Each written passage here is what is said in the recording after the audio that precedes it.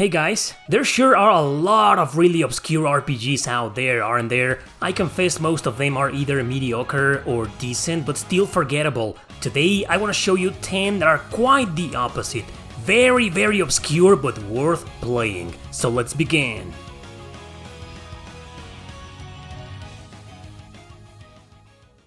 Number 10. Shan Yuan Sword 7.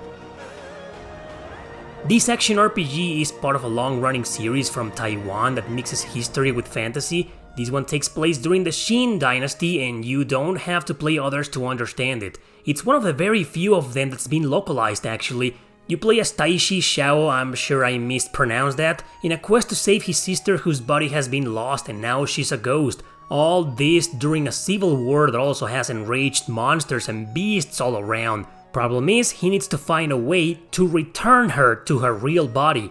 Lots of other issues will go on from there, but after the first couple of hours, she'll join your party. As an action RPG, it plays really good. There are small camera issues, but nothing troublesome, controls are great, hack and slashing enemies is satisfactory, combat is overall the best thing here. You use the triggers for regular attacks, strong attacks, which are based on your stance, and well, to change stances. Stances are acquired after defeating every major boss like this wolf, for example. The game does have an easy mode, but it's extremely easy. Normal mode though is challenging but not impossible, although this boss right here took me a few tries. Your allies will fight by themselves, but you can use one of their spells with the right combination of buttons. Like I said, combat is awesome here. Now, you don't level up here, instead you upgrade stuff like weapons or armor in the Elysium workshops, and you can also upgrade those. It's also friendly to backtrack since there are these monuments you can use to teleport, a live quality feature. Some really well thought out puzzles are there, but they will take you time to figure out. You can skip them if you want to though. Graphics are absolutely beautiful, but I'm sure you've noticed the big frame rate issues. It's not exactly detrimental to the gameplay, but it can be very annoying when exploring. That's the only major flaw here. Other than that, it's a fantastic game. I'm glad this series is slowly starting to come overseas.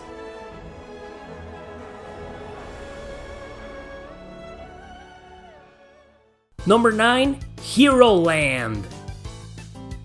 Your nameless character is a nobody in search of a job to support his poor family, so he gets hired at Heroland, a theme park where anyone can form a party, explore dungeons and fight fictitious turn-based battles. Story is dumb and silly, but it has some very funny jokes and puns. It's a good comedy. Basically, you get a job as a tour guide. Clients will go to the park and side quests will involve taking them to the alleged dungeons to fight battles, take down a boss and get the treasure. However, it's got a main story it'll focus on, involving a spoiled prince who wants to defeat a dark lord.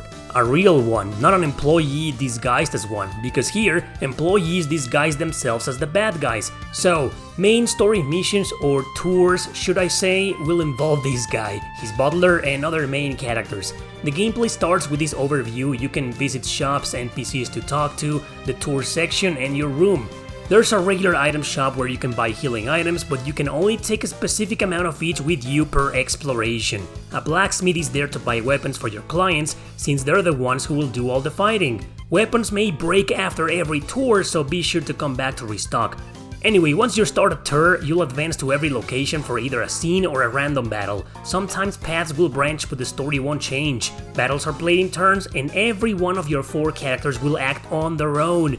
Everyone has an attack rating bar, and once it fills up, they'll perform their actions. They are random, but you can interrupt the battle to give a specific command, like having everyone attack the same enemy or use a healing item. Everyone levels up at the end of the tour after beating the boss and getting the treasure. You level up as a tour guide as well. It's a fun combat, and besides its silly humor, it's the best part of the game.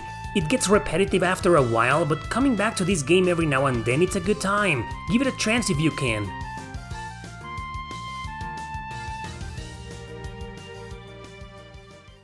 Number 8. Cthulhu Saves Christmas. I'm a big fan of Seaboyd Studios, developers of the already classic Cosmic Star Heroine. This is a prequel to Cthulhu Saves the World with 8-bit graphics. Christmas has 16-bit graphics now, and it's a very short indie game with great humor and awesome gameplay. Obviously you play as the Lovecraftian monster who has lost his world destruction powers. To get them back, you'll join 3 characters trying to save Santa from evil beings who are actually after Cthulhu himself. Only one town is present in the game, your base of operations pretty much, a place where you'll spend time with your party members, increasing your bonds and getting armor or special items as a reward. The same happens if you engage with NPCs and befriend them, but no matter who you talk to, you only have a limited amount of times for the places you can visit. After that, the story will advance and you will explore all sorts of colorful areas or dungeons and fight in random battles. Combat and soundtrack are the best things in this game. Similar to Cosmic Star Heroine, every party member can equip up to 8 different skills, including healing, buffs, debuffs, etc. Each can only be used once though, but you can choose to guard, spending a turn to reload them. They'll appear at random, which is the fun factor, trying to strategize your battles with whatever's available to you at that point. I love this battle system, man. Great comedy, great humor, beautiful graphics and badass combat. It's only like 5 hours long, but it's definitely recommended.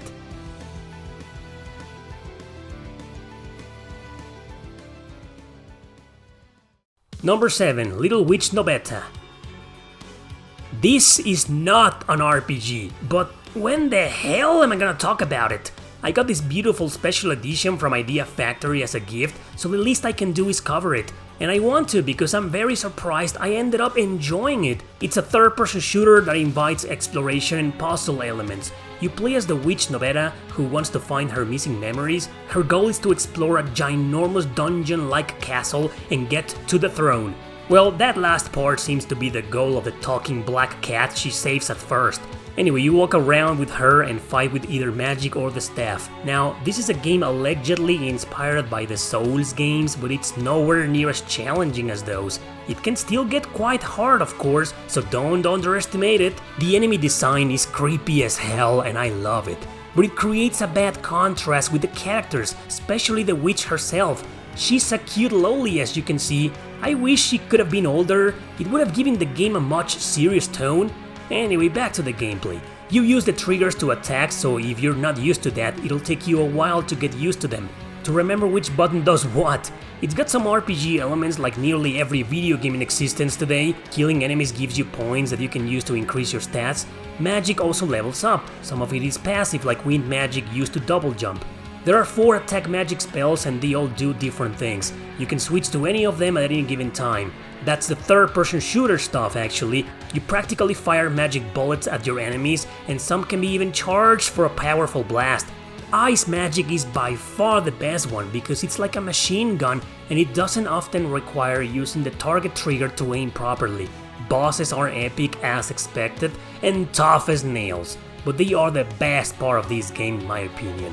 Overall, this is a fun game that I definitely wasn't expecting to like or even recommend.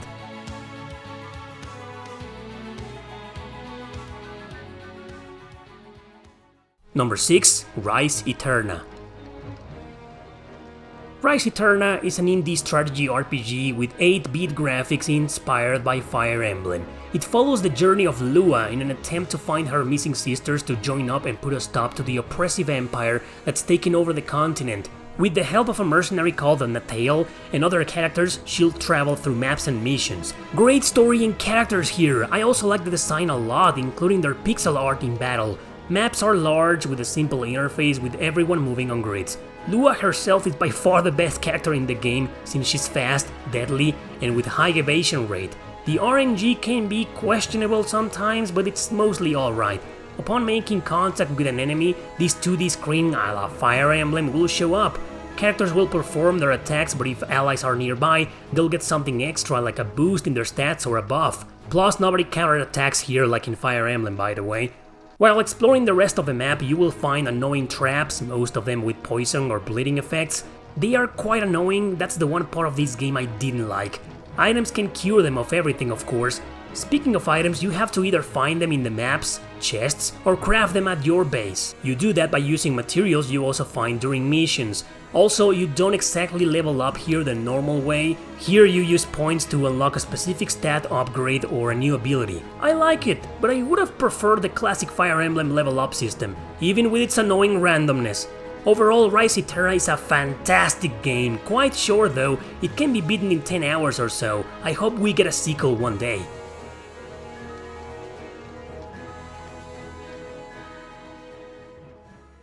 Number 5. Tears to Tiara 2. This PS3 exclusive is a sequel to a strategy RPG that never came out of Japan, but you don't have to play it to understand this one, thankfully. It's got some visual novel elements, but it's weird. Sometimes you'll be reading a lot, sometimes it'll be the bare minimum between missions. It's a story about a degraded lord who lost everything and now is a slave. However, an alleged goddess gets in touch with him to join him, all in order to start a revolution and take back his name and glory. It's one of those plots that combine some silly stuff and fan service with serious drama and a bunch of dark twists. Story's really deep and good here. Combat works in maps with characters moving on grids.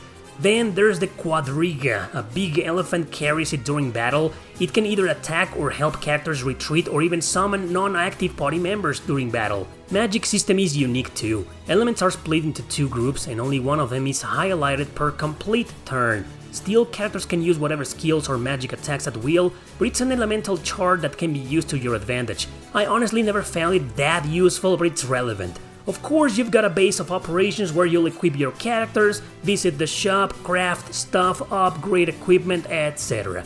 That includes passive skills that can be learned by acquiring manuals.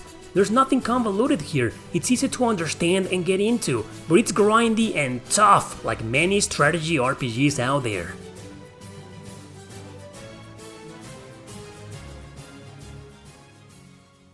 Number 4. Okage Shadow King. Okage sure is one bizarre looking game I've covered a few times before. It's a turn-based RPG with art style reminiscent of Tim Burton and the likes, but it's a really funny comedy with solid character development. Your MC is stuck with Stan, the evil lord, thanks to his dumb-ass father who summons him in an attempt to cure your sister of a curse. So your goal will be to travel around trying to find the fake evil lords so Stan can regain his powers and dominate the world. Gameplay is very traditional, you'll go from town to town with an overworld in between and random battles. Enemies can be seen in the map as floating ghosts, but they can be pretty hard to avoid. Because of that and its early interface during battle, including the controls in exploration and the camera, this game didn't age that well, but it's still very fun to play if you ignore these flaws. Characters fight in turns with up to 2 allies joining up your MC. Stan will always be there as his shadow, but most of the time he'll do nothing except attack very rarely. It's supposed to be a joke. There's an attack waiting bar for everyone, but once your turn comes up, time will freeze while you decide your actions. It's simple, but the strategy revolves around that waiting bar and the character skills. Money is a bitch here, so be ready to grind often just to get enough to buy the best equipment possible. Music stands out, some themes are quite memorable, increasing the game's personality. It's a good one, guys, very obscure but very worth playing.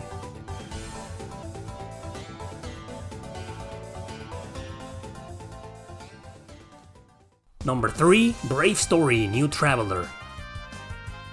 Brave Story is a sequel to a book. Yeah, not sure why there isn't an RPG based on that book, so instead we got a follow-up in the form of a video game. Your protagonist is from a modern era, but his best friend faints because of her incurable illness. He's then offered the chance to travel to a fantastic and medieval world to find the cure. His adventure will have him involved in a war, but he'll also befriend multiple characters. The game's quite traditional, going from town to overworld to area to town, etc. Random encounters control the exploration interface, but they aren't that often. In battle you fight in turns. 2 allies can join your protagonist against their enemies. It's a regular system where enemies and party members have regular attacks or skills, but there's a brave system, hence the name of the game. Characters will learn Brave Souls, one passive skill equipped that can be pretty useful in battle. For example, your MC can revive automatically with 50% HP. Unity attacks are also present. Fighting together unlocks a special attack between 2 characters, which is obviously powerful. It requires Brave Power, which is like an MP system. It gradually recovers by attacking enemies. And if the enemies are about to die and you do sort of like an overkill, your character will perform an EX attack to another enemy. So it's not at all a generic turn-based battle system, it's actually dynamic. This is a charming game that did everything as enjoyable as possible. It's also a great RPG for beginners.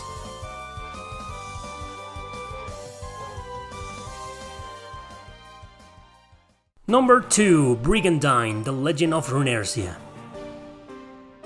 Many don't discuss this tactical RPG because it's honestly not for everybody. It's a campaign-based game where you play the entire adventure trying to kill absolutely every enemy nation. Actually, your goal is to conquer the entire continent of RuneScape. You have 6 protagonists to choose from, each with their own unique party members to them. Others can be recruited within a scene depending on the circumstances. Those circumstances are the gameplay itself. It may not look like it, but it's a story-driven game, but without visual novel stuff or anything. It's more about the campaign. First, you'll have a phase to prepare your troops, summon monsters with mana, the same mana that you acquire in battle, but we'll get to that in a bit, and decide which enemy territory you'll attack first or which part of the nearby allied areas you'll move your units to. So next is the attack phase. Since everyone's trying to conquer the other territories, including yours, you can either advance in on that or wait to see what happens. If you decided to attack, you'll meet the battle map played on hexagonal grids. Only 3 groups, each with a commander, can participate in these maps. Monsters can die permanently, yeah, but not your human commanders. If all 3 get defeated, that unit will retreat. If they were defending one of your bases or territories, the enemy will capture it, so be wary always during the preparation phase if your commanders can defend it properly. However, the enemy behaves differently. You don't have to defeat all 3 enemy commanders. If you do, they'll just retreat. Killing the captain ends the battle. One last thing to consider is that you have a time limit, more than enough, so don't worry, to end your campaign, else you'll get a different ending. The true ending is achieved by conquering all territories and defeating the final boss. No, you don't have to play the first Brigandine on the PS1, this one is a standalone sequel, a really good one, so give it a chance if it sounds like your type of RPG. I freaking loved it.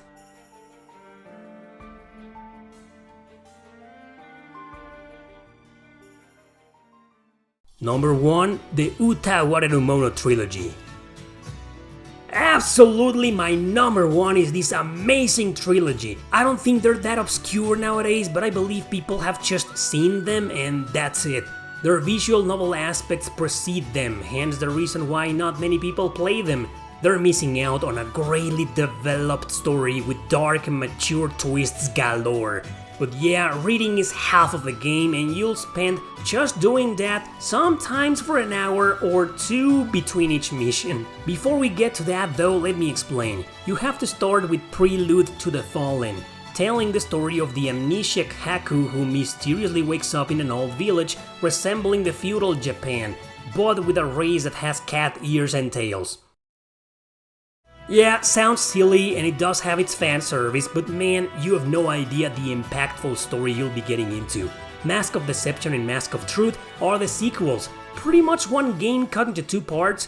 Story, graphics, characters and battle system are better, but there's more dialogue than before. Playing them in order is indispensable since Deception and Truth spoil a lot of things from Prelude. All of them can be found on Steam, PS Vita and PS4. Steam versions are often on sale as a bundle, so yeah. Anyway, these are strategy RPGs. You move on grids and fight enemies, but with a system based on timing, every attack is bound by a circle or assuming circle. In Prelude, clicking the button at the right time will make your character complete their combo and attack more than once. In the other 2 games, they'll attack a few times no matter what, but clicking at the right time will trigger a critical attack. I really like these simple yet engaging ideas for what could have been a generic tactical combat. Man, this whole saga is a masterpiece. I wish I could have played them before so I could have ranked them better. Strongly recommended, all of them.